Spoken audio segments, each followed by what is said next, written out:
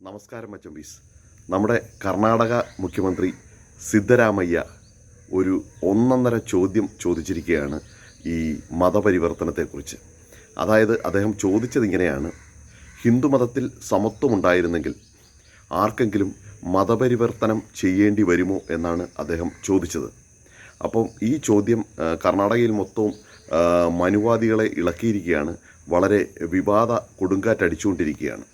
അപ്പോൾ കർണാടക എന്ന് പറയുന്നത് 35% ദളിതരുള്ള ഒരു സംസ്ഥാനമാണ്. ഇന്നും ദളിതർക്ക് പ്രവേശനമില്ലാത്ത അനേകം ക്ഷേത്രങ്ങളുള്ള ഒരു സംസ്ഥാനമാണ്.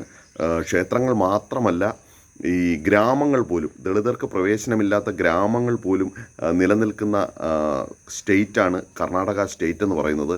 അപ്പം ഈ ഒരു സംസ്ഥാനത്ത്, കർണാടക സംസ്ഥാനത്ത് മുഖ്യമന്ത്രിയുടെ തന്നെ ഈ ചോദ്യം വളരെ പ്രസക്തമാണ്. അതുകൊണ്ടാണ് അവിടെ വിവാദവും ഒക്കെ ഉണ്ടായിരിക്കുന്നത്.